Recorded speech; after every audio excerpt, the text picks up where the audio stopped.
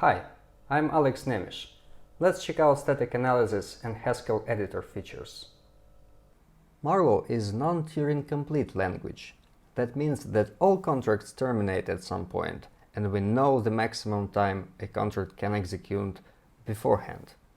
Hence, it's impossible to lock money forever.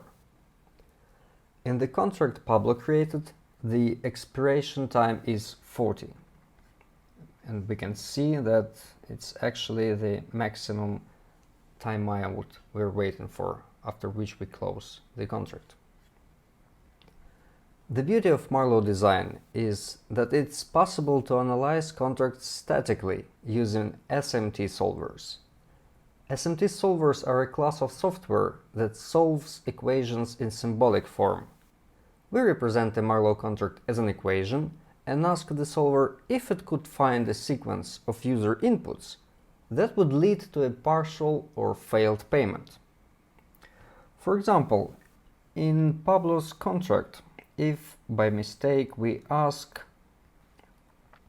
to pay amount of ADA instead of amount of dollars here, which in this case would be a larger amount, that could potentially lead to a failed payment because we don't have enough money in a account.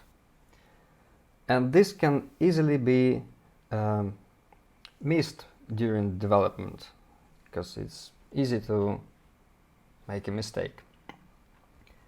But if we ask the solver if it could find a sequence of inputs that lead to an error, it says yes. The solver could find a counterexample and the warning was issued. It could find a partial payment from Bob's account to Alice, and the expected amount to be paid is 15,081, but the account at this point contains only 1250. And here's the exact inputs expected from users that could lead to this error. So we see that we make choices, 1250, 1251.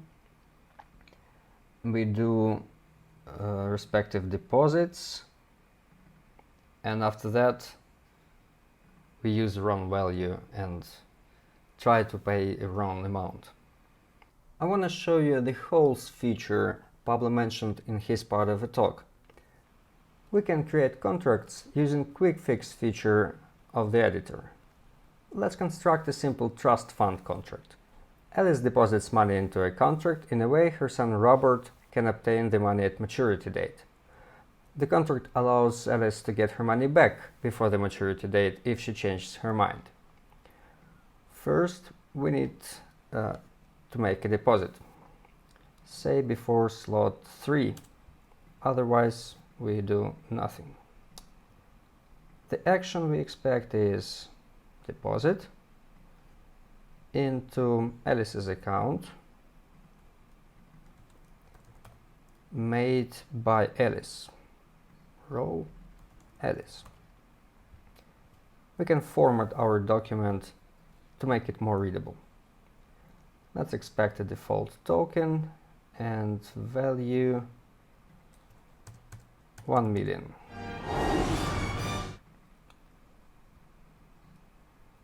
Here Alice made a deposit. Let's allow her to change her mind. For that we expect a choice. Let's call it refund. This choice should be made by Alice, of course, and the only value we need is a single value. 0 is fine. That would mean that Alice decides to refund.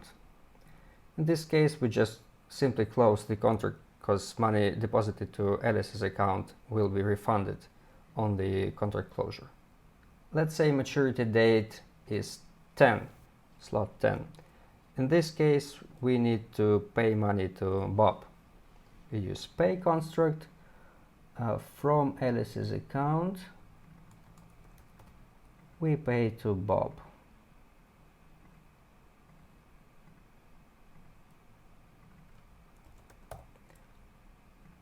Default token.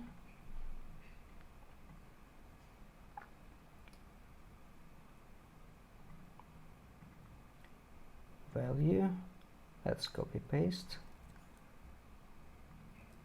And then we just close. We see that this contract expires at slot 10. And if we statically analyze it, we're gonna see a warning because I made a mistake, and we get a partial pay warning. The contract is supposed to make a payment of 10 million units, but there is only 1 million. Static analysis also show you the list of expected inputs that lead to this result.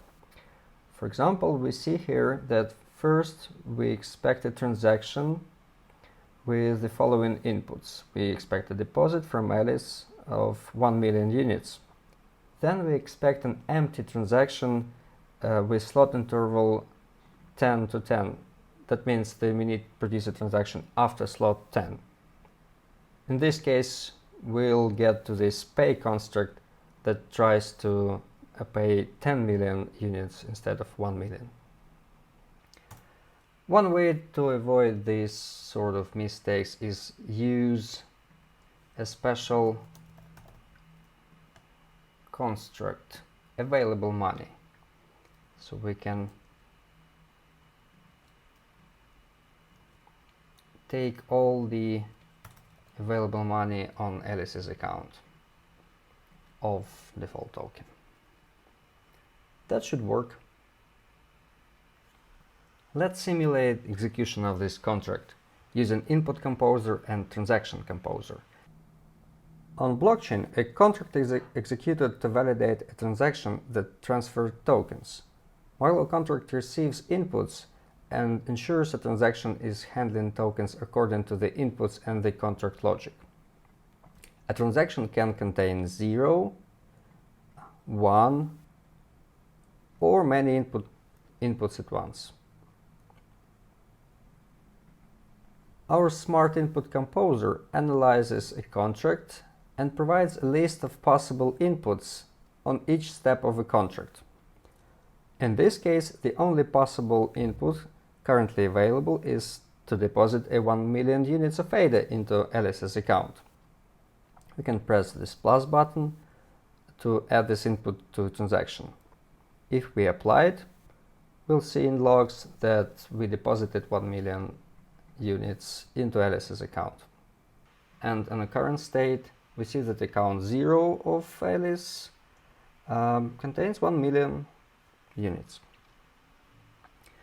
Then we expect a refund, and if Alice decides to refund, we see that the choice is made, and in logs we see that participant Alice chooses 0 for refund, and she got her money back.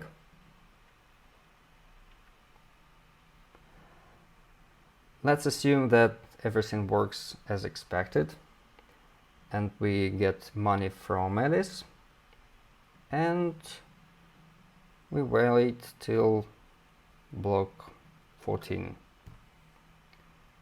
Then we see in logs that actually Bob received all the million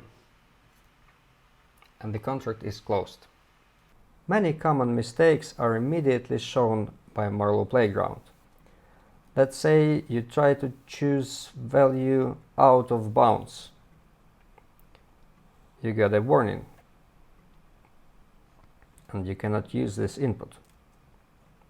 If you try to use wrong account for payment, you get a warning that says that the payment is done before a deposit has been made. And if the initial timeout is passed, you cannot even make an initial deposit. All this is cool, but what if making trust funds is your business and you would like to make those contracts on a regular basis? You would like to make a template from this contract to instantiate it with particular amount to pay, or different roles, or different timeouts. For that, you can use Haskell Editor tab on Marlowe Playground. This is a single file Haskell program that is compiled and run as AWS Lambda. It's supposed to print a Marlowe contract to standard output. Essentially, you can use all the Haskell to generate a contract of arbitrary size and complexity. If I just copy-paste the contract we've just developed, I can compile it and get the Marlowe contract back. I can send it to simulator and try it as we did before. But now I can actually generalize this contract. For example, I want to add an amount and maturity date as parameters.